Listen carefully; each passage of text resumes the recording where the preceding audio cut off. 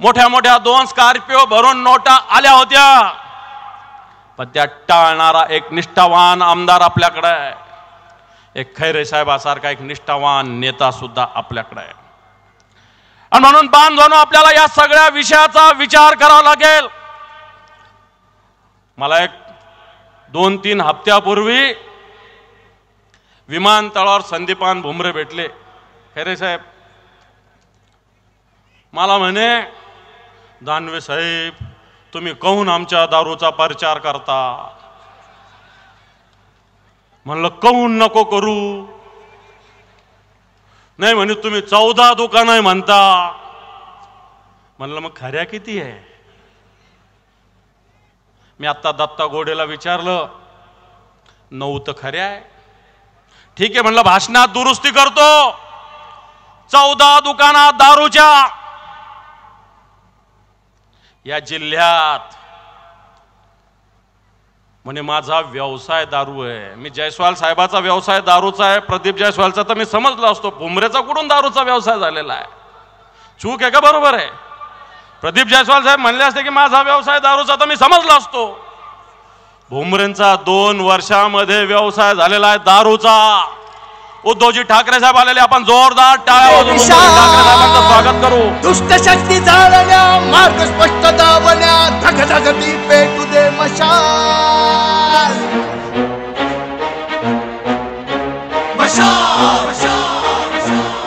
छत्रपती शिवाजी महाराज की. कलाती पेल तू मशाल. वारे हे पलटतील, भासे हे उलटतील, लढत रहा सैनिका खुशाल. बोलतो मी कसा. ए फोटोग्राफर सगळे समोरून सारखा. ए सारखा बाजू चला, सगळे सारखा, सगळे सारखा. ए सगळे बाजू. ए जर बाजू घ्या ना.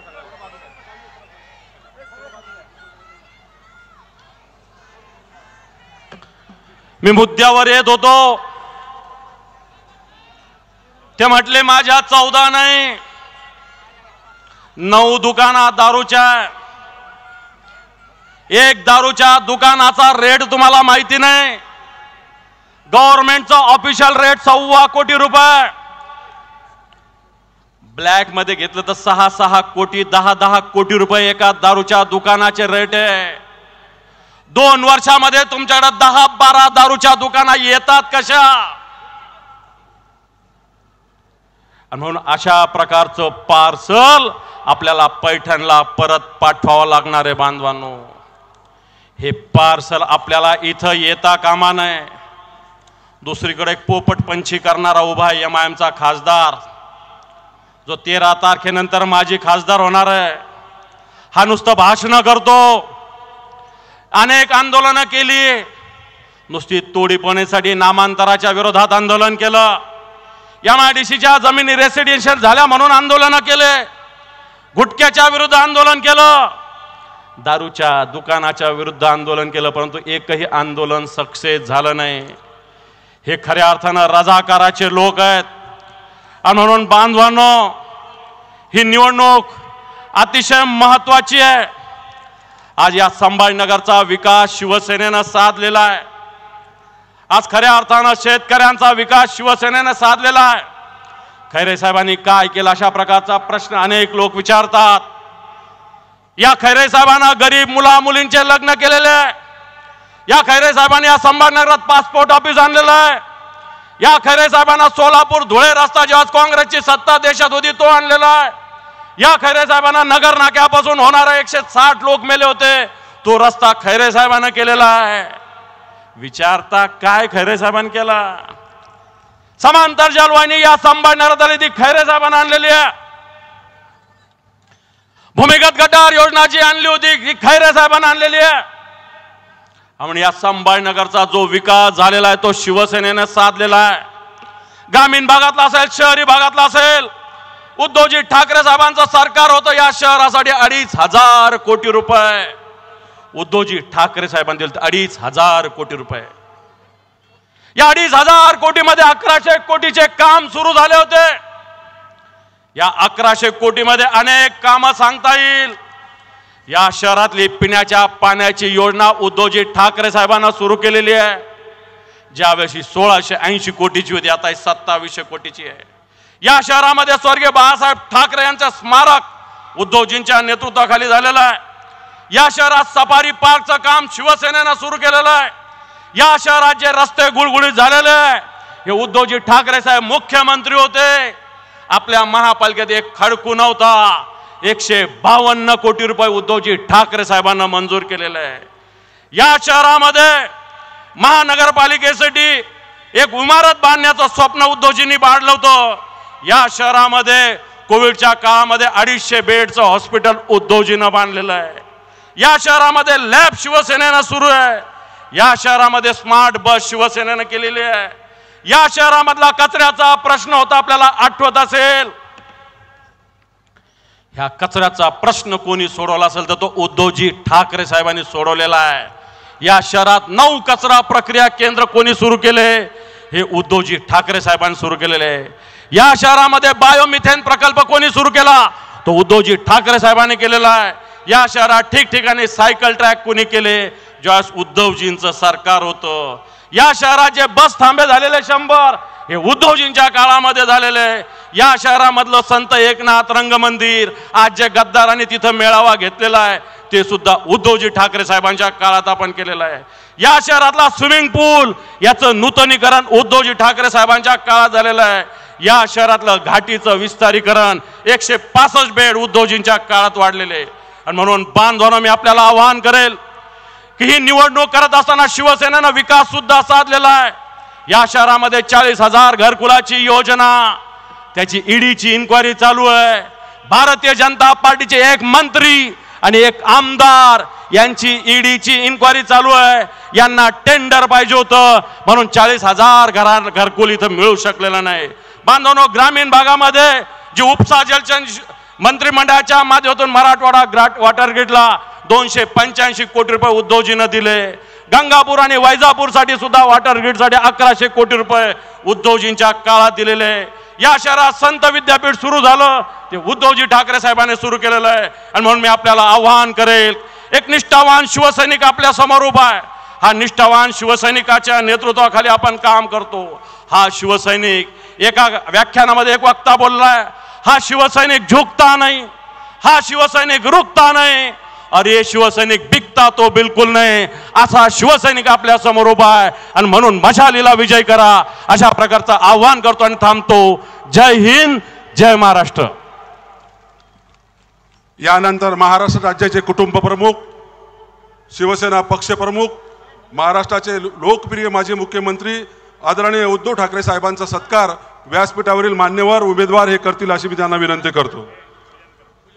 आदरणीय साहेब छत्रपती शिवाजी महाराजांचं पूजन करतील, संविधानाचं पूजन करतील. महाराष्ट्राचे आपले लाडके माजी मुख्यमंत्री डॉक्टर बाबासाहेब आंबेडकरांचा छत्रपती शिवाजी महाराज की. आपले महाराष्ट्राचे कुटुंब प्रमुख, शिवसेना पक्ष प्रमुख आदरणीय उद्धव साहेब संविधानाचं पूजन करत आहेत. यानंतर साहेबांचा सत्कार महाविकास आघाडीकडून व आपले उमेदवार आदरणीय शिवसेना नेते खैरे साहेब यांच्यातर्फे सर्व इंडिया आघाडी महाविकास आघाडीच्या पदाधिकाऱ्यांनी सामूहिक करावा अशी विनंती करतो.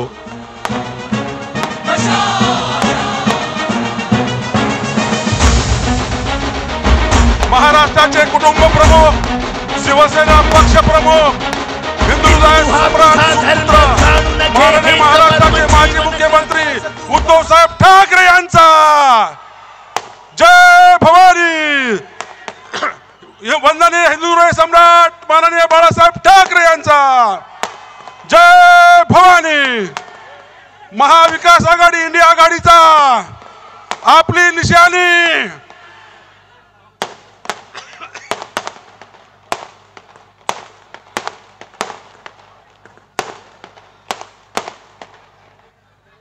यानंतर आपले लोकप्रिय लाडके उमेदवार सन्माननीय खासदार चंद्रकांतजी खैरे साहेब, ज्यांना आपल्याला विक्रमी मताने निवडून द्यायचं आहे, त्यांना विनंती करतो की त्यांनी थोडक्यात या ठिकाणी मार्गदर्शन करावं. थोडक्यात.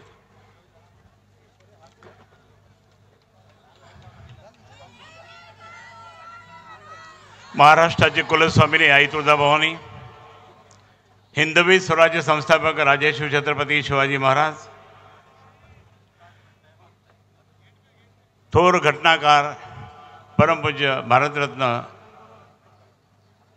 बाबासाहेब आंबेडकरांच्या चरणी नतमस्तक होऊन, महात्मा फुले सावित्रीबाई फुले यांच्या चरणी सुद्धा नतमस्तक होऊन, तुम्हा आम्हा सर्वांचे हिंदू हृदय सम्राट माझे आद्य दैवत शिवसेना प्रमुख माननीय बाळासाहेब ठाकरे यांना मानवंदना भावपूर्ण आदरांजली वाहून आपल्या सर्वांच्या मासाहेब कैलासवासी सौभाग्यवती मीनाताई ठाकरे यांना सुद्धा मानाचा मुजरा करून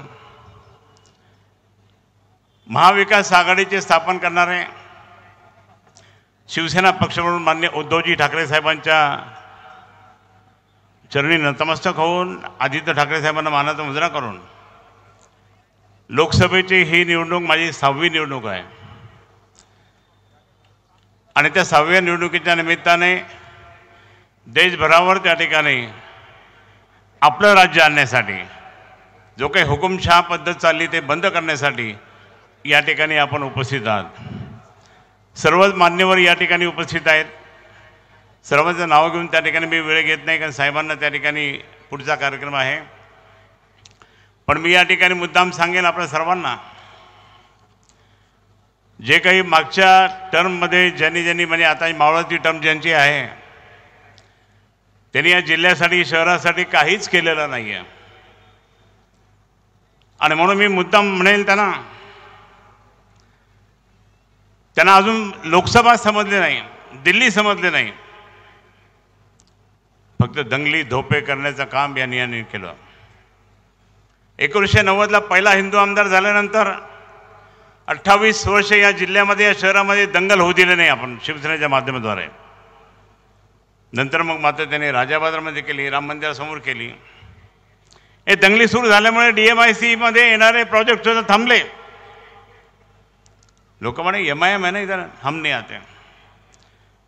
आणि मग मला या ठिकाणी शहर शांत ठेवायचं, जिल्हा शांत ठेवायचा, सर्व धर्मीयांना घेऊन त्या ठिकाणी प्रेमाचं वातावरण निर्माण करायचं, भाईचारा निर्माण करायचा, म्हणून मी यासमोर आपल्यासमोर उभा आहे। आदर्श घोटाळ्याचा निमित्त करून आम्ही त्या आदर्श घोटाळ्याची संपूर्ण माहिती आणि किती लोकांकडे पैसे आहे, किती लोकांचे ठेवी आहे, ही माहिती आम्ही कलेक्टर, विभागीय आयुक्त, CPना आणि इन्स्पेक्टरला दिली होती। तीच माहिती, त्यामुळे आंदोलन केलं खूप। पण यांचे पैसे त्याच्यामध्ये आहे हे कोणाच नाही कळत का? 2-3 कॉन्ट्रॅक्टरच्या नावाने यांचे पैसे आहे, त्या पैशासाठी आंदोलन केलं आणि म्हणे मग आदर्श का घोटाळा मी निघाला हूं। हे सगळं झूट आहे। आणि मग मला या ठिकाणी सांगायचं, असे असले लोक त्या ठिकाणी इथं नको, जे कधीही त्या ठिकाणी म्हणजे काही प्रगती तर केली नाही, परंतु लोकांना सुद्धा बोलत नव्हते, लोकांशी त्या ठिकाणी वाईट बोलत होते आणि म्हणून अशा लोकांना त्या ठिकाणी तिलांजली दिली पाहिजे। म्हणून मी या ठिकाणी सांगेन, दुसरे जे इथं उभे आहेत आता फिरतात सगळीकडे, अंबादासजी दानवे यांनी सांगितलं ते बरोबर आहे। दारूच्या दुकानात 14 दारूच्या दुकानं उघडल्या या संपूर्ण जिल्ह्यात, प्रत्येक गावात त्या ठिकाणी काही दारूच्या दुकानं उघडण्यासाठी यांना निवडून द्यायचं का? आणि म्हणून मी या ठिकाणी सांगेल, मला ते सगळे प्रोजेक्ट पूर्ण करायचे, DMIC मध्ये जे काही नवीन उद्योग आणायचे, रोजगार मिळवून द्यायचा, पाणी पुरवठा योजना पूर्णपणे करायची आहे, शेतकऱ्यांना पूर्णपणे ते मदत करायची आहे, स्मार्ट सिटी प्रोजेक्ट अर्धवट झाले ते पूर्ण करायचे, ते मीच आणले होते।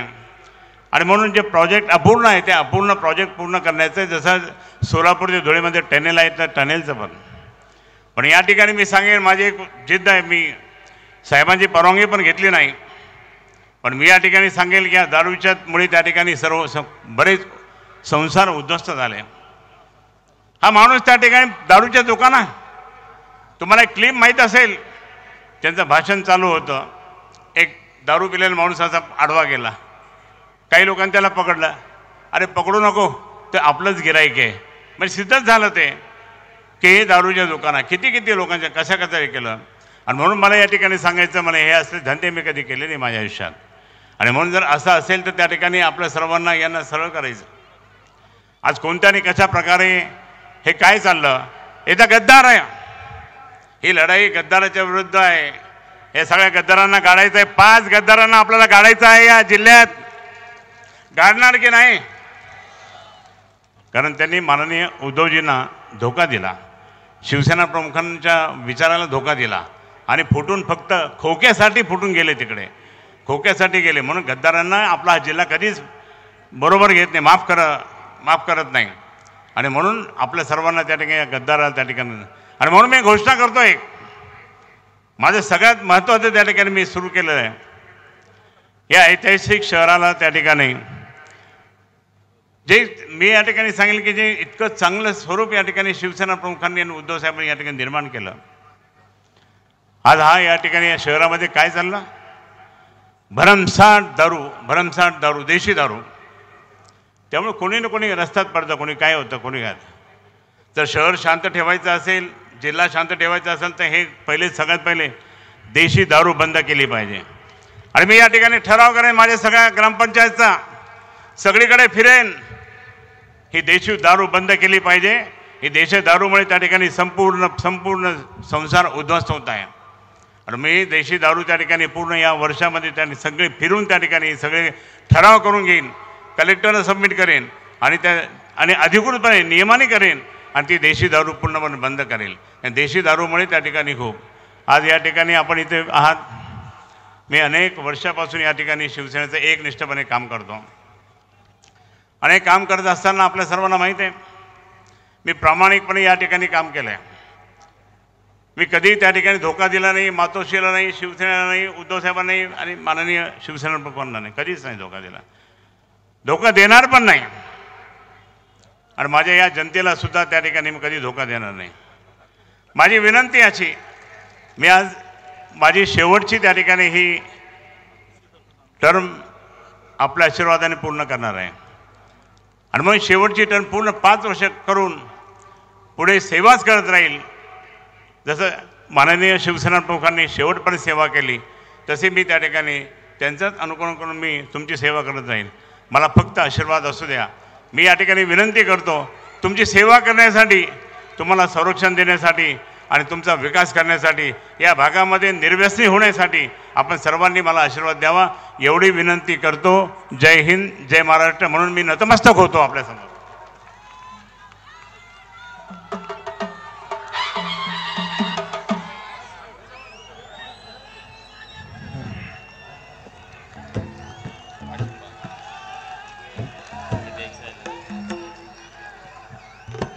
या ठिकाणी धनगर समाजाच्या वतीनं धनगर आरक्षण कृती समितीनं चंद्रकांत खैरे साहेबांना पाठिंबा दर्शवलेला आहे. त्याचबरोबर प्राध्यापक रवींद्रजी बनसोड सर यांचा या ठिकाणी शिवसेनेत प्रवेश होत आहे. त्याचप्रमाणे शीख समाजाचे सन्माननीय नवीनजी ओबेराय, शमशेरसिंगजी सोधी, जसपाल सिंग ओबेराय, हरचरण गुलाटी, यश ओबेराय, रोमो छाबडा आणि माखीजाजी यांनी पण शीख समाजाच्या वतीनं खैरे साहेबांना पाठिंबा दर्शवलेला आहे. त्या सगळ्यांचं मनापासून स्वागत. आणि शाहीर सुरेश जाधव यांना विनंती करतो की आपण आपला पोवाडा सुरू करावा. शिवसेना प्रमुखांवरचा पोवाडा सुरू करा. शिवसेना प्रमुख सरसेनापती हिंदू हृदय सम्राट बाळासाहेब ठाकरे यांचा पोवाडा आपल्या समोर सादर करीत आहोत. अंधकारी होती हो वाट,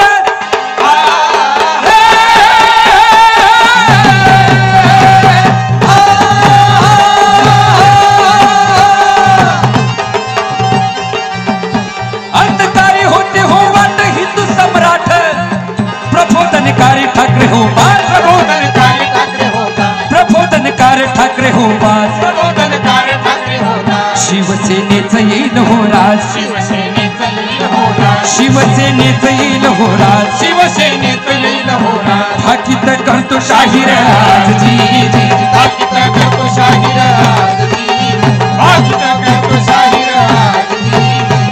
1926 सालाला जानेवारी 23 तारखेला, 1926 साली जानेवारीच्या 23 तारखेला Pune Bombay presidency British India या ठिकाणी हिंदू हृदय सम्राट बाळासाहेब ठाकरे यांचा जन्म झाला.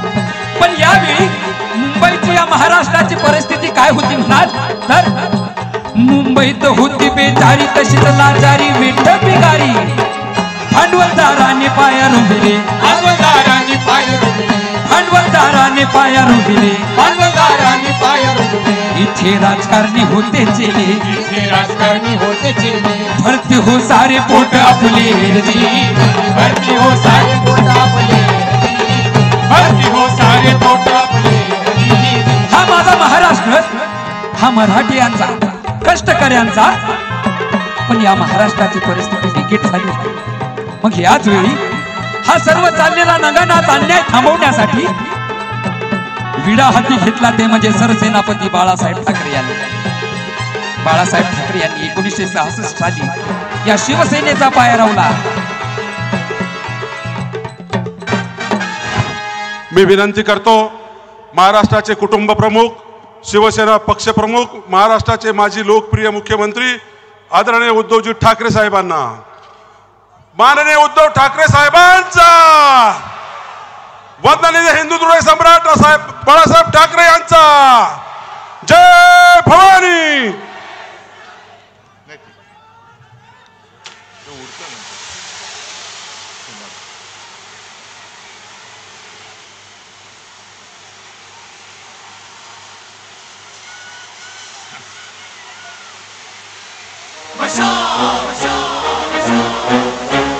शत्रूवर हल्ला कर लढाई सहो तयार तलहाती पेल तू मशाल वारे हे पलटतील फासे हे उलटतील लढत रहा सैनिका हुशार.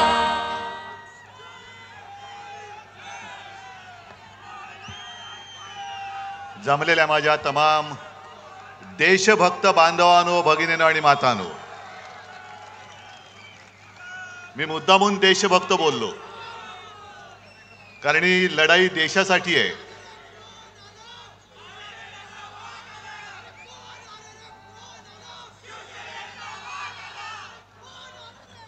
ठीक ही लढाई देशासाठी आहे आणि माझ्या भाषणाला सुरुवात करण्यापूर्वी आज अक्षय तृतीया आहे परशुराम जयंती आहे बसवेश्वर महाराजांची आहे. सर्वांना मी शुभेच्छा देतो आणि आजच्या सभेचा मुहूर्त चांगला आहे. हे तिन्ही मुहूर्त एकत्र आल्यानंतर विजय आपला होणार म्हणजे होणारच. आज दुपारी खरं म्हटलं तर मी जालन्याला जाणार होतो पण तुम्हाला सर्वांना कल्पना आहे कार्पेट वगैरे सगळं भिजलंय तुम्ही पण बसल्यात तिकडे चिखल आहे. निघणार तेवढ्यात पाऊसच सुरू झाला आणि हेलिकॉप्टरवाला पायलट म्हणाले साहेब अशा या वातावरणात उडणं कठीण आहे अशक्य आहे. म्हणून मी पहिल्या प्रथम जालनाकरांची माफी मागतो कारण मी कधी एखादा शब्द दिला का मी मागे फिरत नाही आणि आजची ही आपली सभा जी आहे ती आपल्या खैरे साहेबांना विजयी करण्यासाठी जशी आहे तशीच जालनाच्या कल्याणरावांना सुद्धा विजयी करण्यासाठी आहे. आणि जालनामध्ये जाऊन मी बोलणार होतो ते थोडंसं इथे बोलून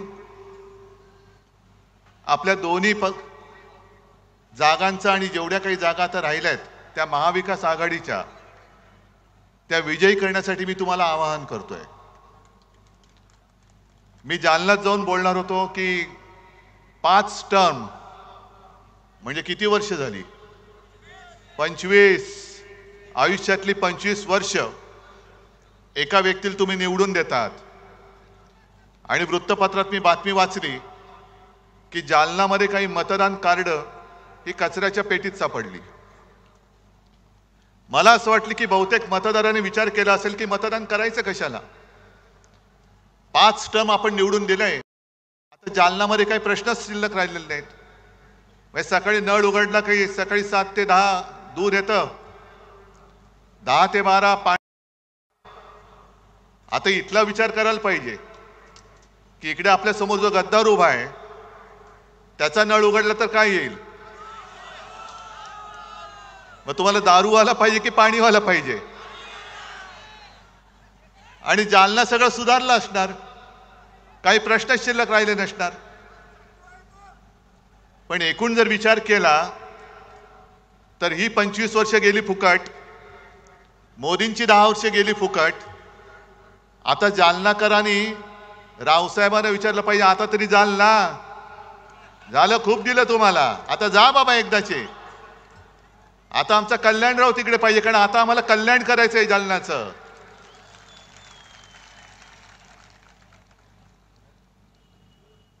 झालंय असं की महाराष्ट्राने मोदीजींना झुकवलेलं आहेच, महाराष्ट्राने झुकवले. आणि मला माझ्या महाराष्ट्राचा अभिमान आहे की एवढी प्रचंड ताकद त्यांनी लावले. एखाद्या शहनशाहसारखे फिरतायत म्हणजे साधी गोष्ट आहे. मी गेल्या आठवड्यात सोलापूरला गेलो होतो आणि तिथून मला परत जायचं होतं लातूर मार्गे, पण लातूरचा एअरपोर्ट बंद. का बंद? नाही, पंतप्रधान येत आहेत, एअरफील्ड बंद. पुण्यामध्ये सभा घेतली पंतप्रधानांनी, संपूर्ण त्या परिसराला छावणीचं स्वरूप दिलं होतं. म्हणजे तुम्ही रस्त्यावरनं चाललात तर तिकडे पोलीस उभे असतात, जेव्हा तुम्ही उडत असता तेव्हा बाकीच्यांना विमान बंदी असते, आणि एवढा सगळा कडेकोट बंदोबस्त घेऊन तुम्ही फिरता. खरं हे बरोबर नाहीये. तुम्ही समान नागरिक कायदा जो काय प्रकार आहे तो नंतर काय आणायचं तो बघू आपण, पण आत्ता लोकशाहीमध्ये निवडणुका आलेल्या आहेत. आणि जे आपले हिंदू हृदय सम्राट सांगायचे की निवडणुकीमध्ये कोणी पंतप्रधान असता कामा नये, तो काळजीवाहू असला पाहिजे, मुख्यमंत्री असता कामा नये, आणि ज्या सोयी सुविधा या आम्हाला देतात त्याच त्यांना दिल्या पाहिजेत. तुम्ही त्यांच्यासाठी जर का एअरफोर्सची विमान वापरणार असाल तर आमच्या सुद्धा अंबादासला दिलं पाहिजे, आमच्या सुद्धा खैरे साहेबांनी दिलं पाहिजे.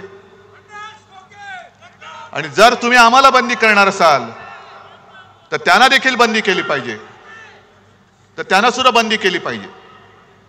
पण या सगळ्या यंत्रणा वापरायच्या.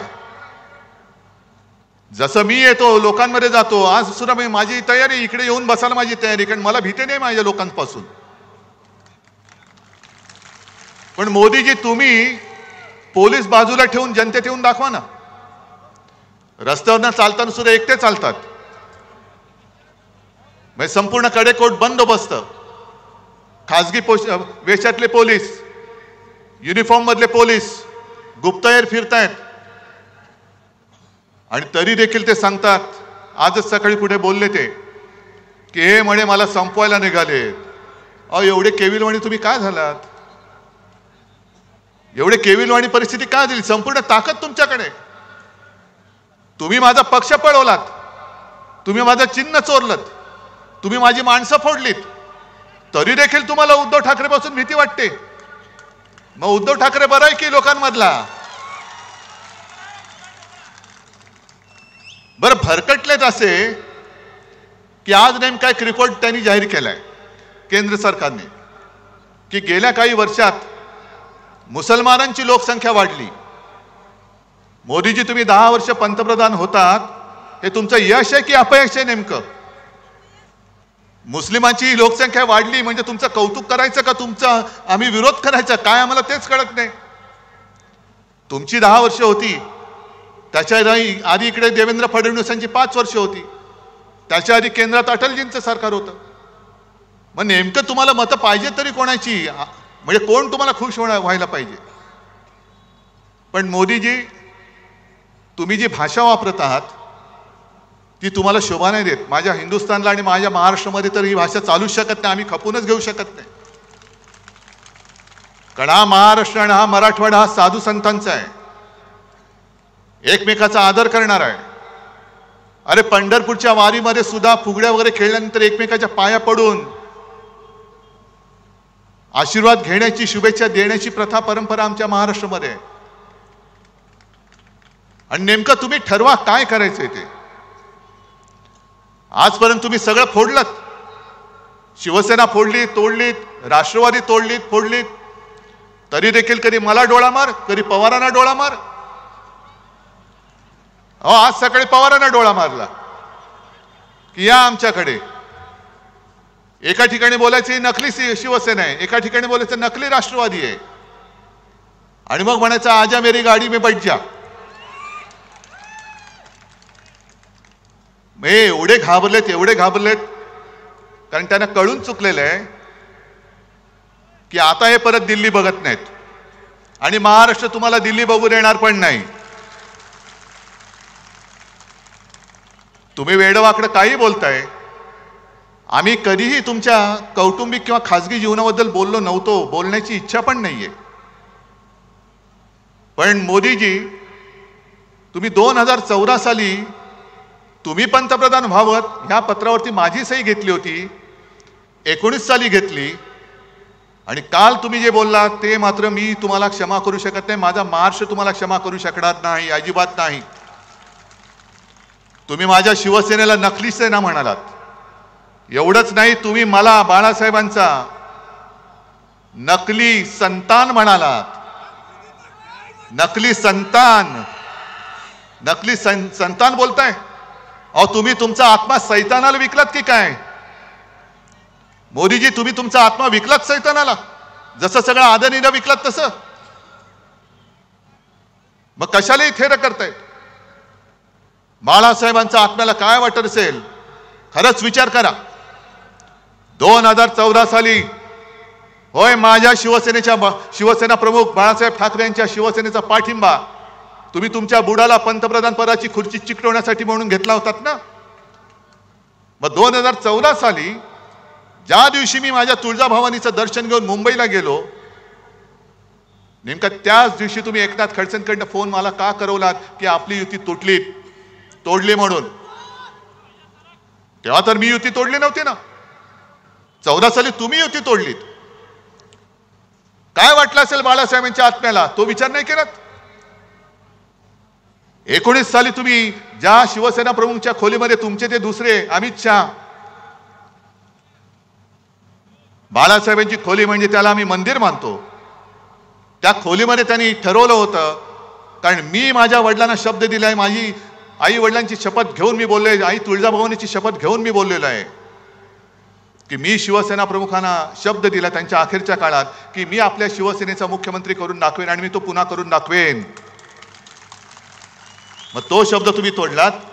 काय वाटलं असेल बाळासाहेबांच्या आत्म्याला? बरं, परवा तुमचं जे काय माझ्याबद्दलचं प्रेम उतू जात होतं की तुम्ही मला ऑपरेशनचा सल्ला दिलात, हे तर झूटच आहे म्हणा, ते सोडून द्या. आणि मग तुम्ही माझी चौकशी करत होतात. पण माझी चौकशी करताना जेव्हा मी माझ्या हातपायांची हालचाल करू शकत नव्हतो, आज तुमच्या समोर उभा आहे, ते तुमच्या सगळ्यांचं प्रेम, आई वडिलांचे आशीर्वाद, आई तुळजाभवानीची कृपा म्हणून मी तुमच्या समोर उभा आहे. नाहीतर मी हलू शकत नव्हतो. खांद्यापासून पूर्णपणे माझी हालचाल बंद झाली होती. मोदीजी, त्याच वेळेला तुम्ही तुमच्या इथल्या या सगळे जे चेले चपाटे आहेत, जे आज उपमुख्यमंत्री आहेत, त्यांना पुढे करून माझ्या पक्षात गद्दारीची बीजं रोवलीत. माझा जाहीर आरोप नाही, ही माझी माहिती आहे. मग तेव्हा बाळासाहेबांच्या आत्म्याला काय वाटलं असेल याचा विचार केलात? गद्दारी करून तुम्ही चांगलं चाललेलं महाविकास आघाडीचं सरकार पाडलं, तेव्हा बाळासाहेबांच्या आत्म्याला काय वाटलं असेल? आणि म्हणून तुम्ही हिंदू हृदय सम्राटांच्या आत्म्याची चिंता करू नका. त्यांचे आशीर्वाद जर नसते ना, तर आज तुम्हाला जे गुडघ्यावरती महाराष्ट्राने टेकवलंय, गुडघे टेकायला लावलेत, ते तुम्हाला टेकायला लागले नसते. आता मुंबईमध्ये रोड शो करणार आहेत, आले ना रस्त्यावर. 4 नंतर तर पूर्णच येणार आहेत. हा माझा महाराष्ट्र तुम्हाला रस्त्यावरती फिरवल्याशिवाय राहणार नाही. आणि आता तुम्ही जे काय तुमचं चाललंय, बरं काय वाटेल ते बोलतायत. राहुल गांधींनी म्हणे अदानी अंबानी बद्दल बोलायचं का सोडलं? आणि राहुल गांधींनी सांगायचं कि अडानी आणि अंबानींकडनं टेम्पो भरून पैसे कितना माल उठाया. मोदी जी, आप तो प्रधानमंत्री हैं. जब टेम्पो भर भर के पैसे जा रहे थे, काला धन जा रहा था, तो आपकी जो ईडी, इनकम टैक्स, सीबीआई वो क्या कर रही थी? का आमच्या गद्दाराच्या ठेल्यावरती गेले होते? जो गद्दार उभा राहिलाय त्याच्या समोर गेले होते का? त्याच्या दुकानात गेले होते काय लिंबू पाणी प्यायला? जर तुमच्याकडे माहिती होती तर धाडी का नाही टाकल्या? आणि जर काळा पैसा टेम्पो भरून राहुल गांधीला गेला असेल तर मग तुम्ही काळा पैसा नष्ट करण्यासाठी नोटबंदी केली होती, त्या अपयशाची मोदीजी तुम्ही कबुली दिलेली आहात.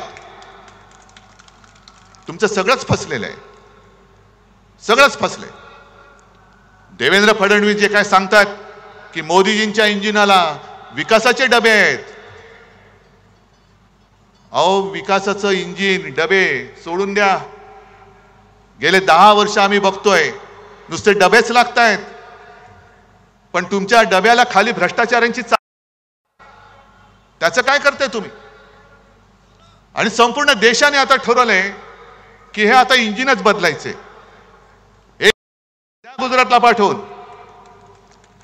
ज्या वाटेने तुम्ही आमचे गद्दार तिकडे नेलेत त्याच वाटेने हे मोदीजींचं इंजिन सुद्धा गुजरातला पाठवून द्या. कारण 10 वर्ष नुसत्या वाफा नाही, नुसत्या थापा मारते, थापा. आज अंबादासजी तुम्ही एक काम चांगलं केलं की आपल्या सरकारच्या काळामध्ये संभाजीनगरसाठी आपण काय केलं हे तुम्ही सगळ्यांना सांगितलं. आणि एका गोष्टीचा आज मला अभिमान आहे की शिवसेना प्रमुखांनी याच मैदानाच्या व्यासपीठावरून तुम्हाला जे वचन दिलं होतं, छत्रपती संभाजीनगर ह्या शहराचं नव्हे जिल्ह्याचं नामकरण मी करेन.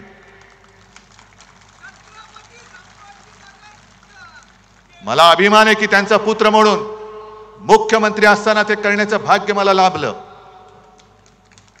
आणि काल परवाकडे कोर्टाने त्याच्यावरती शिक्कामोर्तब केलं, याचा मला अभिमान आहे. पण अजूनही विमानतळाचं नाव छत्रपती संभाजीनगर हे करू शकलेलं नाहीये. गुंठेवारीचा प्रश्न सोडवला, कचऱ्याचा सोडवला, रस्त्याचा सोडवला, पाण्याचा सोडवतोय.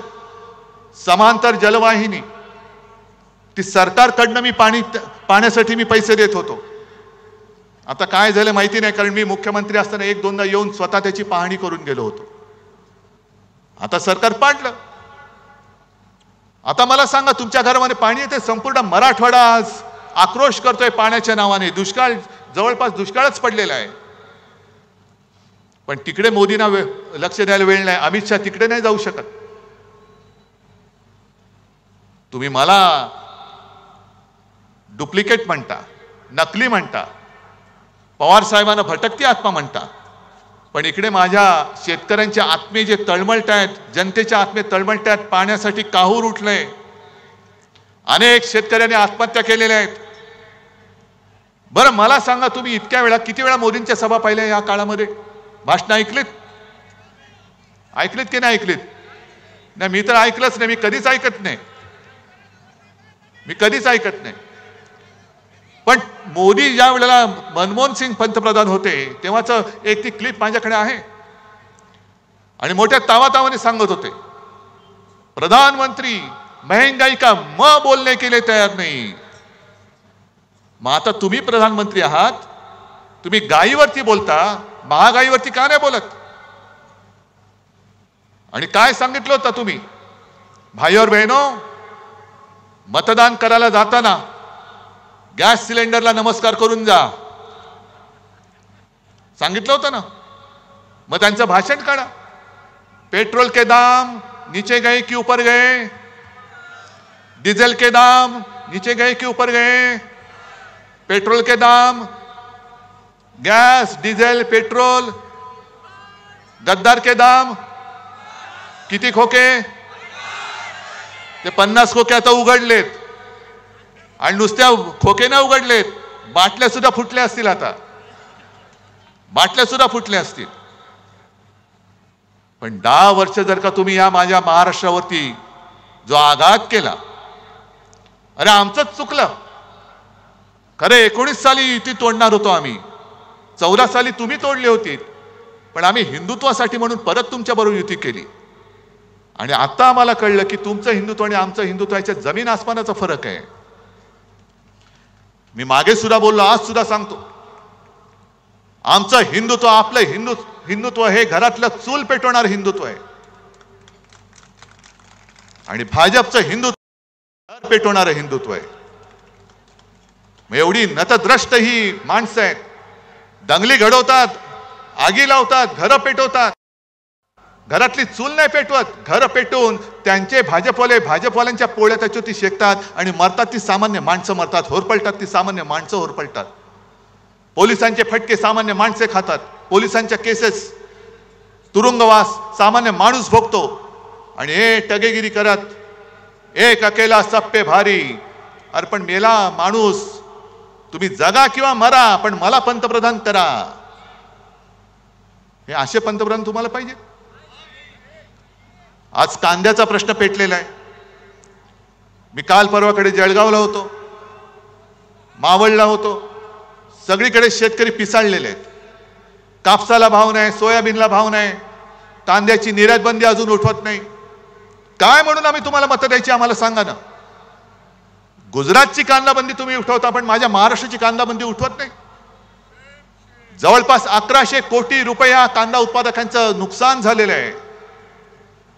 400च्या वरती कंटेनर तिकडे लोड होण्यासाठी त्या डॉकमध्ये पडलेले आहेत असेच, कारण अजून ऑर्डर्स चाललेले नाहीत निर्यातीच्या. मग कांदा सडतोय,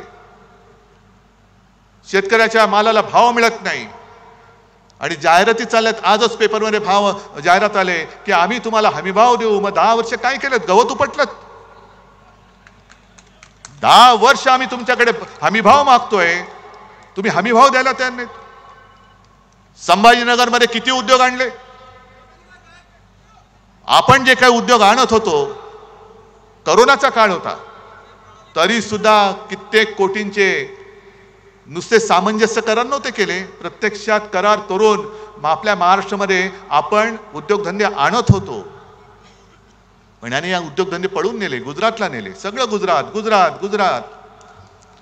माझं गुजरात बद्दल काही द्वेष आकस असा आहे अशातला भाग नाही, पण तुम्ही माझ्या महाराष्ट्राचं ओरबाडून गुजरातला नेता आहात. अरे काहीतरी या गद्दारांना लाज लज्जा शरम वाटली पाहिजे. हे बाळासाहेबांचे विचार. काय तुमच्यामध्ये हिम्मत कशाला आहे? धनुष्यबाण पेलण्याची हिम्मत आहे तुमच्यामध्ये? माझा धनुष्यबाण तुम्ही कलंकित करून टाकलात. मोदीजी, तुम्ही या कटाचे सूत्रधार आहात. कारण 1-2 दिवसापूर्वी हे जे मिंदे आहेत त्यांनी ठाण्यामध्ये एका कार्यकर्त्यांच्या मेळाव्यात भाषण केलं आणि काय सांगितलं, आणि म्हणून असं कणून बोलत असतात ते. अरे काहीतरी पोट साफ करण्याचं औषध घे, कणतोस कशाला? आणि कणून त्यांनी सांगितलं की मी मोदीजी आणि शहाजींना सांगितलं मी करेक्ट कार्यक्रम केलेला आहे, आता पुढचं काम तुम्ही करा. आणि त्यांनी असली शिवसेना आणि धनुष्यबाण आपल्याला दिलं, म्हणून मी मोदीजी आणि शहाजी तुमचे आभार मानतो. अरे नेभळटा, वडिलांचं नाव माझ्या लावावं लागतं तुला, तुझ्या वडिलांचं नाव तू लावू शकत नाहीस. नेभळट माणूस कुठला?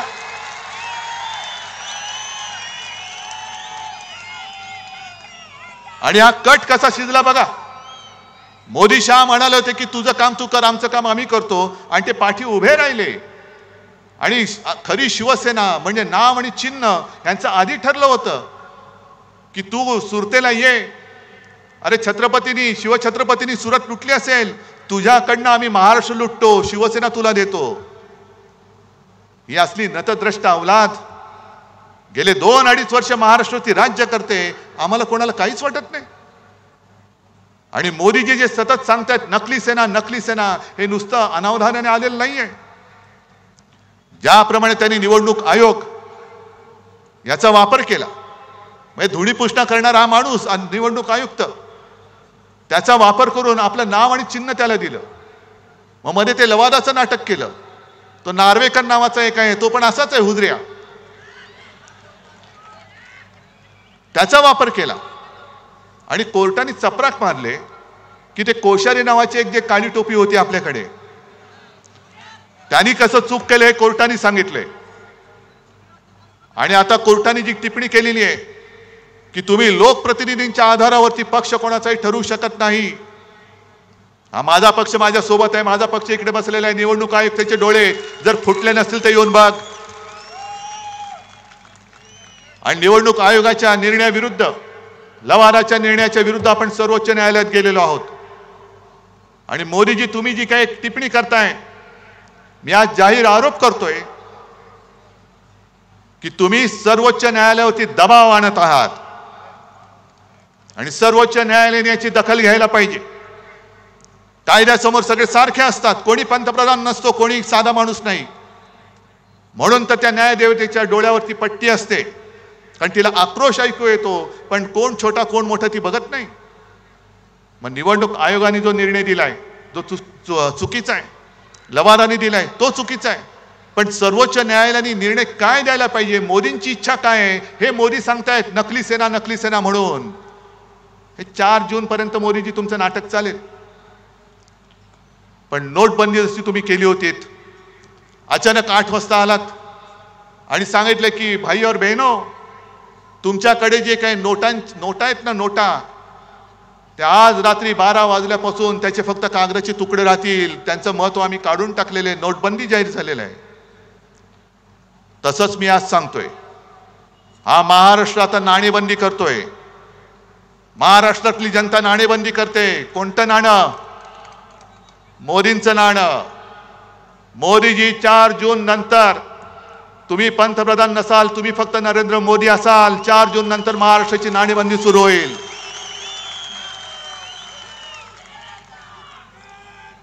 काय म्हणून महाराष्ट्राने तुम्हाला द्यायची मतं? गेले 10 वर्ष सातत्याने 40 पेक्षा अधिक जागा आम्ही तुम्हाला देतो आहोत, आणि त्याचे पान तुम्ही असे फेडता. शेतकरी आत्महत्या करतोय, बघायला वेळ नाही. उद्योगधंदे तुम्ही सरळ उचलून, माझ्या महाराष्ट्रात बेकारी वाढते, महाराष्ट्र मेला तरी चालेल पण गुजरात जगला पाहिजे, ही तुमची वृत्ती.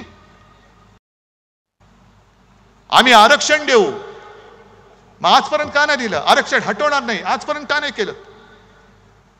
जालनाचाच जर का विषय काढला तर ते जरांगे पाटील उपोषणाला बसले होते.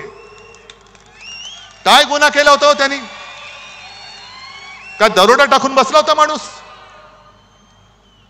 तिकडे तुम्ही म्हणजे त्यांनी गोळीबार केलं, ते जरांगे पाटलांनी ते गोळी काडतूस पण दाखवलं, ती टर्फल त्याचं. अशा महिला बघितल्या नाही तुम्ही, वयस्कर माणसं नाही पाहिली, टाळकी फोडून काढलीत. मी स्वतः गेलो होतो संध्याकाळी, पोलीस भयभीत झालेले. पोलीस म्हणाले, म्हणजे मी इथून निघालो, सुसाट आमचा ताफा निघाला. आधी मुंबईमध्ये मला निरोप येत होते, बघा बरं काळोख होतोय, सुनसान रस्ता आहे, वातावरण तंग आहे. म्हटलं बघू ना काय तंग आहे, मी जातो ना माझ्या लोकांमध्ये, काय करायचं ते करतील माझं. आणि मी गेलो. मग निघाल्यानंतर एका पॉइंटला सगळे पोलिसांची वाहनं एका बाजूला थांबली. मी गाडी थांबवली, म्हटलं काय झालं? ते इन्चार्ज होते, धावत आले, साहेब ह्याच्या पुढे ना पोलिसांच्या बंदी आहे. म्हटलं थांबा इकडे, मी जातो. मी गेलो तिकडे, आणि तिकडे गेल्यानंतर खरंच सांगतो, मी अजूनही तो क्षण विसरू. एक तर गेल्याबरोबर लाट्या काट्या खाल्लेले सगळे माझे बांधव होते. त्यांनी मी गेल्यावरती जो जयघोष केला की त्यांना वाटलं की कोणतरी आधार देणारा आला. त्याच्यानंतर मी एका घरी गेलो आणि त्या माऊलीने माझी ओवाळणी केली. मला वाटतं रक्षाबंधन असेल का काय, तोच सुमार असेल. आणि मला सांगितलं, डोळ्यात पाणी होतं, की दादा मी सुद्धा वाचले, माझ्या सुद्धा हाताला मार लागलाय. म्हटलं मग ताई काय औषध उपचार? ते माझं जाऊ द्या, पण माझ्या सुनेला आणि मुलाला एवढं मारलंय की ते हॉस्पिटलमध्ये आहेत. मग आंबारास पण सोबत होते. आम्ही निघाल्यानंतर त्या ताईला भेटायला गेलो, तिच्या सुनेला. तिथं समोर तिचं डोकं फुटलेलं, कोणाच्या इकडे छरे घुसलेत, कोणाला लाठ्या मारल्यात. का हा तुम्ही अत्याचार माझ्या या बांधवांवरती का केला, त्याचं उत्तर अजून कोणी दिलेलं नाहीये. कोणाच्या ऑर्डरनी केला? कोणाच्या ऑर्डरनी दिला? कारण मी मुख्यमंत्री होतो, मला चांगलं माहिती आहे प्रशासन कसं चालतं. एखादा एवढा लाठीमार किंवा हवेत गोळीबार करायचा असेल तरी त्याला वरिष्ठांची परवानगी लागते. आणि तिथल्या लोकांनी मला जे सांगितलं की एक वर्ण कोणाचा तरी फोन आला आणि त्याच्यानंतर अचानक जणू काही सैतान अंगात यावा तसा पोलिसांनी लाठीमार सुरू केला. या जखमा अजूनही कोणी विसरलेलं नाही, ह्या वेदना अजूनही कोणी विसरलेल्या नाही आहेत. तुम्ही एकतर फसवणूक करतात आणि मग आरक्षणाच्या गोष्टी करता. आज केजरीवालना जामीन झालेला आहे, पण तुम्हाला सगळ्यांना माहिती आहे केजरीवाल जे आहेत त्यांच्या सरकारचे अधिकार हे मोदी सरकारने काढून घेतले. ही हुकुमशाही नाही. बरं, सर्वोच्च न्यायालयाने केजरीवालचे अधिकार त्यांच्या सरकारचे परत दिले. परत दिले. मोदी सरकारने काय केलं? ताबडतोबीने, वेळ घालवला नाही, ताबडतोबीने तो मुद्दा लोकसभेत आणला आणि 5वी बहुमताच्या जोरावरती सर्वोच्च न्यायालयाचा निकाल परतवून लावून तो बदलला आणि सगळे अधिकार मोदी सरकारच्या ताब्यात घेतले. मग हा निर्णय तुम्ही जसा बदललात तसा आरक्षणाचं का नाही बदलत? का नाही बदलत तुम्ही? मग वाढवा ना, टक्केवारी वाढवा, टक्केवारी वाढवा. पण तुमच्या सोयीचं तेवढं निवडायचं आणि लोकांच्या कोपऱ्याला गुळ लावायचा. आम्ही तुम्हाला शेतकऱ्यांना हमी भाव देतो. आहेत इथे शेतकरी आहेत? आलेत का? हे पट्टे का रे तुम्हाला? कामगार आले तिकडे? किती लोकांना काम मिळाले? किती लोक बेकार आहेत? आता हे जे काय कायदे करतायत, शेतकऱ्यांना हमी भाव देऊ, मग गेल्या 1-2 वर्षापूर्वी जे 3 काळे कायदे आणले होते, का आणले होते? कोणासाठी आणले होते? शेतकऱ्यांनी आंदोलन केलं 6-7 महिने, त्याच्यामध्ये 700-800 शेतकरी मेले. ऊन वारा पाऊस थंडीमध्ये काकडून मेले, भिजून मेले, भाजून मेले. भाजून म्हणजे उन्हानी. मोदी सरकार ढिम्म हलत नव्हतं आणि जेव्हा निवडणुका आल्या तेव्हा सगळं मागे घेतलं. मग आता निवडणुका झाल्यानंतर हे पुन्हा आणतील किंवा न आणतील ह्याची खात्री कशी बाळगायची?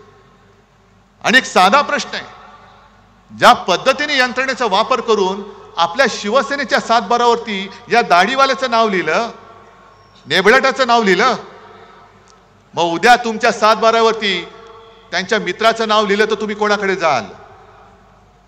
शेती राहील तुमच्या जागेवर आणि काही करू शकतील. आज भले अडाणी अंबानीवरती बोलू देत, पण एक 2-3 दिवसापूर्वी माझ्या जळगावच्या सभेत आपले असीम सरोदे वकील, ज्यांनी उत्तम प्रकाराने ही केस जनता न्यायालयात म्हणजे तुमच्या समोर मांडली, काय एक त्यातले पैलू आहेत ते सोडून तुम्हाला सगळे सांगितले. त्या असीम सरोदेने एक माहिती दिली की हे जे सांगतायत अमित शहा, आम्ही 370 कलम रद्द केलं, 370 कलम रद्द केलं. उद्धव ठाकरे सांगा 370 बद्दल तुमचं काय मत आहे? अहो 370 रद्द करायला आमचा पाठिंबा तेव्हाही होता आणि आज सुद्धा आहे. पण मुळात असीम सरोदेने सांगितलेली ती माहिती ही धक्कादायक आहे. असीम सरोदेने सांगितलं की 370 कलम काढलेलंच नाहीये. त्या 370 कलम मध्ये सुद्धा अशी खेळी केली की 370 म्हणून त्याच्यात जो एक कलम आहे ते त्यांनी स्थगित केले. आता स्थगित केले म्हणजे काय केले की साधी गोष्ट आहे, दिवा लावलेला आहे, बटन आहे, बटन बंद केलं तर दिवा बंद होतो, बटन पुन्हा दाबलं तर दिवा चालू होतो, म्हणजे दिवा जागेवर आहे, फक्त बटन बंद केलेलं आहे. आणि 370 त्यांनी स्थगित केल्यामुळे काय झालं की काश्मीरच्या बाहेरची लोक हे काश्मीरमध्ये आता जागा घेऊ शकतात. चांगली गोष्ट आहे. काश्मीरी पंडितांचं रक्षण त्यावेळेला एकट्या शिवसेना प्रमुखांनी महाराष्ट्रात केलं होतं, तेव्हा मोदी शहा तुमचं नाव पण नव्हतं. ते तर घरी परत जाऊ शकत नाहीयेत, पण निदान काश्मीरमधले बाहेरची लोक जाऊन जमीन घेऊ शकतात. आणि त्याचा परिणाम असा झाला की काश्मीरमध्ये सगळ्यात जास्त जमीन कोणी घेतले तुम्हाला माहिती आहे? कोणी? अडाणी. आणि कशासाठी घेतले माहिती आहे? काश्मीरमध्ये जिथे त्यांनी जागा घेतले तिकडे लिथियमचा साठा मोठ्या प्रमाणावरती. किती हलकटपणाने चालले, किती आपल्याला भोळे समजतायत, भोंदू समजतायत आणि देशभक्तीचा आव आणतायत. अडाणींसाठी तुम्ही ते कलम बाजूला केलं. अडाणींनी तिकडे मोठी जागा घेतली आणि तो लिथियमचा साठा, त्या लिथियमचा वापर आपल्या मोबाईलच्या बॅटरीज, आता इलेक्ट्रिक व्हेकल ज्या येत आहेत आल्यात त्याच्या बॅटऱ्यांसाठी, इतर अनेक ठिकाणी लिथियमचा वापर होतो. ते बरोबर त्यांनी उचलून त्या अडाणीच्या घशात टाकलं. आता अडाणींकडे गेला म्हणजे पैसा कुठे गेला? मोदी म्हणजे कुठे? गुजरात. काय महाराष्ट्राला काय मिळालं? 2-3 सेमीकंडक्टर चिपचे जे कारखाने उद्योग येत आहेत त्यातले 2 नेले गुजरातला. टाटा एअरबस गुजरात, हिरे व्यापार गुजरात, वित्तीय केंद्र Gujarat, medical device park Gujarat, bulk drug park Gujarat, सगळं गुजरात गुजरात गुजरात. मग महाराष्ट्राने काय नुसतं या गद्दाराच्या गुत्त्यावरती जाऊन दारू प्यायची? गुजरातमध्ये गुजरातच्या बंदरावरती हे बंदर सुद्धा अडाणीच. मध्ये मध्ये बातम्या येतात करोडो रुपयांचा ड्रग्सचा साठा सापडला, नशिले पदार्थ. हे कुठेच जातात ड्रग? कुठे कोणाच्या अंमलाखाली तुम्ही जातायत? एका बाजूला ड्रग्ज येत आहेत, एका बाजूला सरळ गुत्तेदार निवडणूक लढतायत आणि आपलं मोदी बाबा म्हणून शिक्के मारत बसायचं. ही लढाई ही उद्धव ठाकरेची नाही, ही उद्धव ठाकरे तुमची लढाई लढतोय. माझं काय जातंय? मला तर परवा मोदींनी डोळा मारलेलाच आहे. मला तर मारलाय डोळा, पण मी नाही जाणार. माझा महाराष्ट्र माझ्या डोळ्या देखत लुटला जात असेल तर मोदीजी तुम्हाला नकली संतान म्हणताय तुम्ही, त्या शिवसेना प्रमुखांच्या पुत्राचा इंगा तुम्हाला मी दाखवतो. आणि तुम्हाला माझ्या भवानी मातेचं तेज काय असतं ते सुद्धा दाखवतो. तुम्ही जय श्रीराम म्हणता, आम्ही जय श्रीराम म्हणतो. या सांस्कृतिक क्रीडा मंडळाच्या मैदानामध्ये त्यावेळेला मला वाटतं राम मंदिरासाठी विटा जमण्यासाठी इकडे प्रमोद महाजन आणि शिवसेना प्रमुखांची सभा झाली होती ना. मग तुम्ही काय शिकवताय आम्हाला राम मंदिरामध्ये शिवसेनेचे योगदान काय? अरे प्रमोद महाजन जरी आज असते ना तर मोदीजी तुम्ही दिसला नसतात. आमचा एक अस्सल मराठी माणूस तिकडे पंतप्रधानपदी बसला असता. पण राम मंदिर म्हणून तुम्ही जे काय मिरवताय, राम मंदिर तुम्ही केलं नाहीत. उद्धव ठाकरे राम मंदिराच्या वेळेला आले नाहीत म्हणे रामाचा अपमान केला. तुम्ही काय मुहूर्त काढत बसता? तुम्ही द्याल तो मुहूर्त, नाही मानत मी मुख्यमंत्री होण्याच्या आधी सुद्धा राम मंदिरात गेलो होतो आणि मुख्यमंत्री झाल्यानंतर सुद्धा गेलो होतो. पण मला नाही आठवत देवेंद्र फडणवीस मुख्यमंत्री असताना कधी गेले होते. नाही, एवढी माहिती माझ्याकडे नाहीये. पण राम मंदिराचं तुम्ही घेताय. पण ज्या दिवशी राम मंदिराचा मुहूर्त झाला त्या दिवशी आपण कुठे होतो? नाशिकच्या काळाराम मंदिरात. आणि या काळाराम मंदिराचं एक ऐतिहासिक महत्व आहे. या काळाराम मंदिरात आपले महामानव डॉक्टर बाबासाहेब आंबेडकरांनी हा राम माझा सुद्धा आहे आणि मंदिरात जाण्याचा अधिकार माझा देखील आहे म्हणून तिकडे जाऊन आंदोलन केलं होतं. याचं कारण आज जे हे बुरसटलेले गोमूत्रधारी आहेत, जे स्वतःला हिंदुत्ववादी हिंदू समजतायत, हे बुरसटलेले गोमूत्रधारी, हे हिंदुत्व आमचं नाहीये. त्यांनीच डॉक्टर बाबासाहेब आंबेडकरांचा प्रवेश रोखला होता. आणि ज्या बुरसटलेल्या गोमूत्रधारेनी संत तुकारामांच्या गाथा बुडवल्या होत्या, तेच बुरसटलेले गोमूत्रधारी आज महामानव डॉक्टर बाबासाहेब आंबेडकरांनी लिहिलेलं संविधान सुद्धा बदलायला मागतायत. 400 पार म्हटल्यानंतर तुम्ही जो जल्लोष केला की तडीपार, कारण 400 पार का व्हायचं यांना? समोर विरोधक नकोय. जे हिटलरनी केलं होतं, जे पुतीननी केलं. आता पुतीनच्या इकडे निवडणूक झाली, 98% मतदान पुतीनला झालं. 98%. काय बोंबळला तुम्ही? सगळे विरोधक तुरुंगात टाकून दिले. काही जण तुरुंगात मेले, काही जण रहस्यमयरित्या मृत्यू झाला. पण आम्ही निवडणूक घेतली की नाही? 98% लोकांनी मतं दिलेत आम्हाला. ही अशी निवडणूक तुम्हाला उद्या पाहिजे? आज जे काय आम्ही बोलतोय, पोट तिडकीने मी बोलतोय. का मी आलो? कारण खैरेंसारखा एक निष्ठावान माणूस आज पुन्हा एकदा ताकदीने उभा राहिलेला आहे. जाऊ शकत होते ना, खैरे जाऊ शकत होते, अंबादास जाऊ शकत होते, घोडीले जाऊ शकत होते, कितीतरी लोक इकडे बसले ते जाऊ शकत होते. काय त्यांना खोके मिळाले नसते? बरोबर आहे, गद्दारी विकत घेता येते पण निष्ठा विकत घेता येत नाही. ती रक्तात असावी लागते. आमच्या रक्तात निष्ठा आहे. आणि बाबासाहेबांनी लिहिलेलं संविधान, एक साधा दलित कुटुंबात जन्मलेला माणूस, गरीब माणूस एवढा बुद्धिमान होऊ शकतो आणि त्यांनी लिहिलेलं संविधान आम्ही पाळायचं, हे यांच्या बुरसटलेल्या मेंदूला झिंझिण्या आणणार आहे.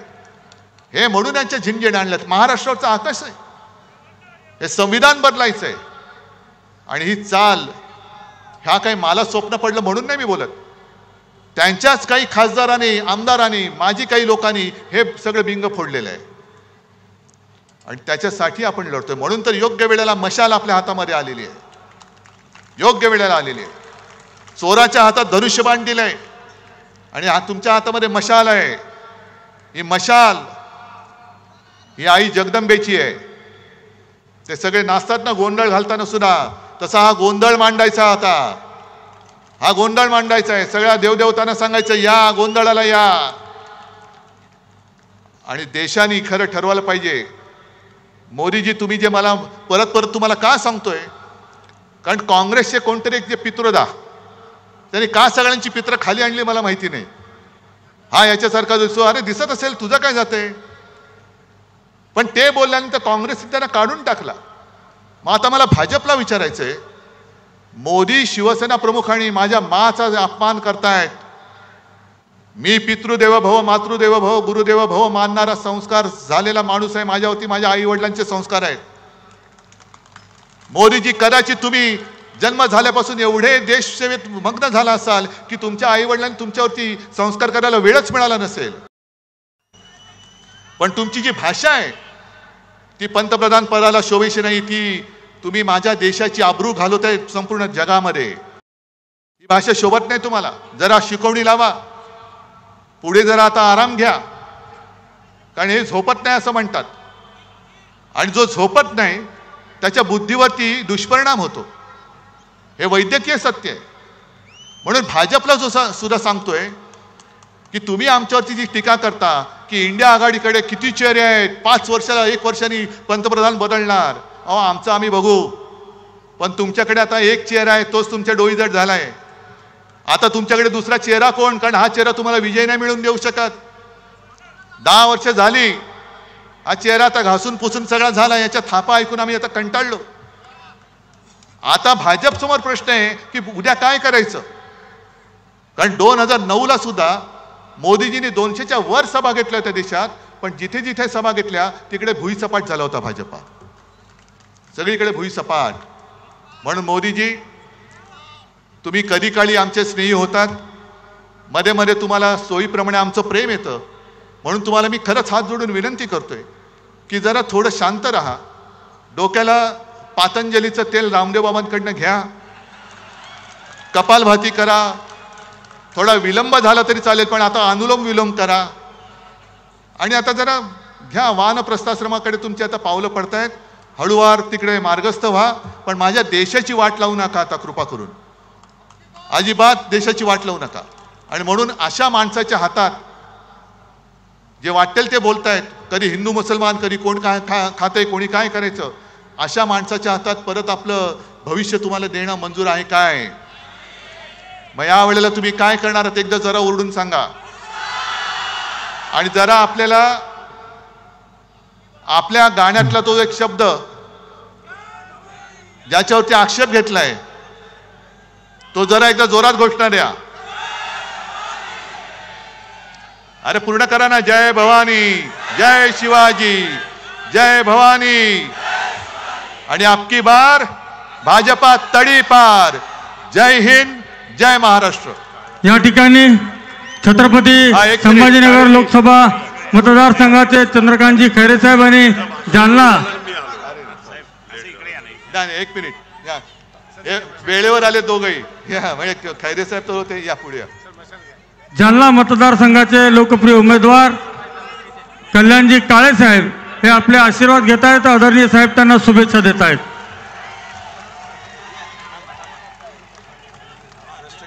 यानंतर राष्ट्राच्या सन्मानार्थ या सभे